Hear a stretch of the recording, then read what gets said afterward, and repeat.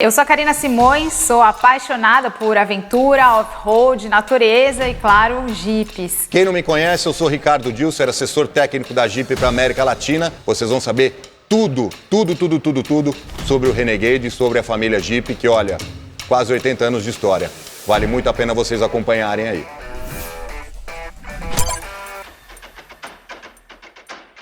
E hoje eu venho aqui dividir um pouco desse conhecimento que eu acumulei durante todos esses anos com dicas práticas de como tirar o melhor proveito do seu Jeep no ambiente para o qual ele foi feito à terra. E assim, muita coisa do que você está vivendo aí no off-road, que eu vivi também, a gente conseguiu colocar no DNA desse carro, porque eu participei do desenvolvimento desse carro antes dele nascer. Eu nem sabia qual que ia ser o nome do carro, fiquei sabendo depois, Renegade. Até o nome é bacana, né? Bom, a minha primeira dica é, antes de escolher seu destino, você precisa conhecer bem o seu Jeep e saber quais recursos ele te oferece. Por exemplo, se ele é 4x2, se ele é 4x4, qual o tipo de pneu que está calçado nele, se ele tem seletor de tração, se ele tem gancho para reboque, esse tipo de coisa. A plataforma do Renegade nasceu para ser um carro robusto e 4x4. Até quando o carro é 4x2, se você tem um Renegade 4x2 aí, saiba que a plataforma do seu carro é idêntica à do 4x4, ou seja, você tem um carro muito robusto. Para conhecer a capacidade de off-road do seu Jeep, você tem que conhecer algumas coisinhas dele. Por exemplo, qual o ângulo de entrada e saída, qual é o vão livre, qual é a inclinação máxima lateral permitida para o seu carro, transposição central, qual o curso da suspensão, capacidade da travessia em trechos alagados.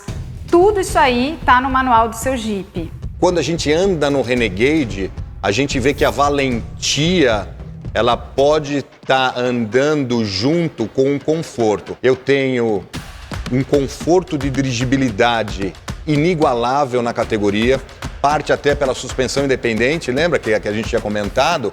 Não é só no off-road que ela faz diferença. No dia a dia também, o carro é muito confortável, né? O acabamento premium, a parte de cima do painel de instrumentos, ela é acolchoada. Isso dá uma sensação muito gostosa. Todas as partes onde eu tenho tato, volante, cômodo câmbio, as maçanetas, interna e externa, teve todo um trabalho de design, de criação, para que aquele toque fosse uma coisa muito gostosa. Então, assim, valente no off-road, sim, mas sem perder o conforto e sem perder, assim, a sofisticação de um carro premium e de um carro de luxo. Se a ideia é sair do asfalto e entrar na terra, a minha dica é que você escolha destinos que vão te trazer diversão e não perrengues. Eu sei que é até legal passar alguns perrengues, eu gosto, quem nunca, né?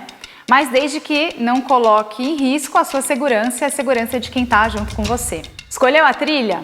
Então, colete o máximo de informações sobre o lugar. Procure indicações, pesquisa na internet, pergunta para pessoas que já fizeram aquele trecho, pergunta se é seguro. A gente que gosta de aventura, geralmente a gente quer ir para o lugar mais distante, mais isolado, e geralmente são lugares que nem tem sinal de celular. Então, dá uma perguntada se aquele lugar é seguro mesmo e que você não vai se meter numa enrascada. Tudo no esquema? Sempre saia com o veículo revisado para evitar qualquer problema. Depois, conheça a autonomia do seu Jeep e verifique antes se há postos de combustível no caminho, porque ninguém quer ficar sem combustível.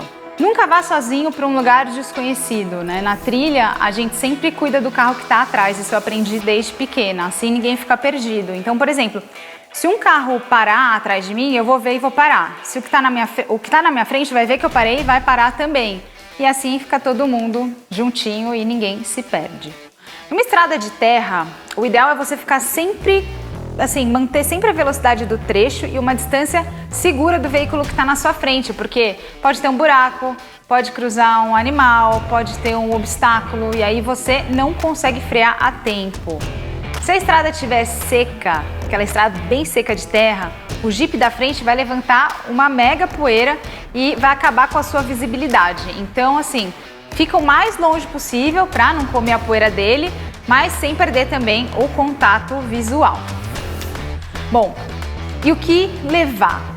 Eu sempre digo que tanto para programar uma expedição ou uma viagem de 2 dias, você precisa de uma certa logística, porque sem essa organização prévia, o seu momento de alegria, lazer, pode se transformar numa catástrofe, né?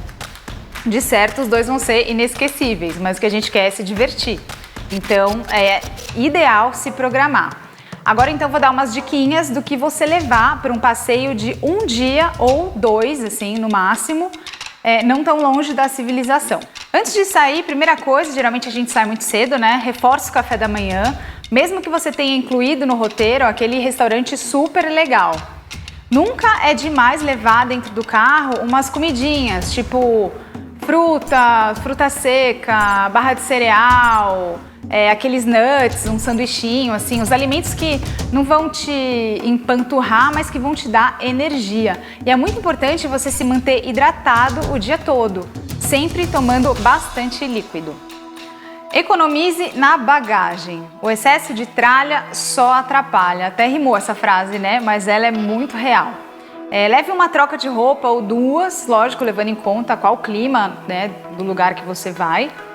E no mato, eu recomendo sempre você usar roupas de cores fortes, principalmente se você for levar as crianças, porque é mais fácil de identificar. Não adianta você se vestir inteiro de verde, camuflado, e aí se você se perder vai ficar muito mais difícil alguém te achar.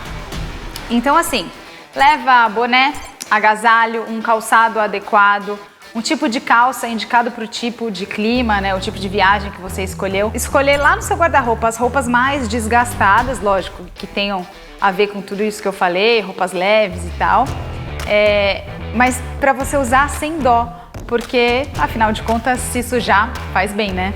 E uma coisa que eu sempre fiz foi deixar no Jeep uma bolsona com barraca, saco de dormir, uma mantinha bem fininha, um canivete multifunção, lanterna, repelente e filtro solar. Eu andava sempre com isso aí, carregava sempre, porque quando a gente sai de Jeep, a gente nunca sabe para onde a gente vai. Outra dica é nunca deixar objetos soltos dentro do veículo, porque com a movimentação do carro ou uma freada brusca, os objetos podem se movimentar e até machucarem os ocupantes do Jeep, né? Bom, a gente está falando de um lugar novo, diferente, que vocês não conhecem. No passado a gente levava mapa, bússola, né? Hoje existem GPS com track, vários aplicativos que você consegue salvar o roteiro ou até usar um roteiro de um amigo que já foi.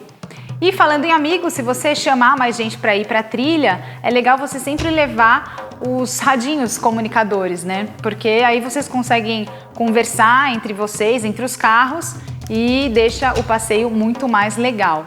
E agora eu acho que para finalizar, o lixo que você gera dentro do carro, né? Porque a gente sempre leva coisas, embalagens de, sei lá, bolacha ou de alguma coisa que a gente leva de barrinha de cereal. Todo esse lixo que você gera, você leva de volta com você. Nunca descarta nada no meio do mato. No meu Jeep tinha uma frase muito emblemática, assim, que eu lembro muito, era um adesivo que falava assim: da natureza nada se tira a não ser fotos, nada se deixa a não ser pegadas e nada se leva a não ser recordações.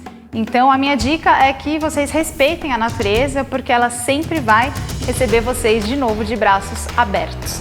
Eu acho que para essa primeira aula já tem bastante conteúdo. Um beijo e boa trilha para vocês!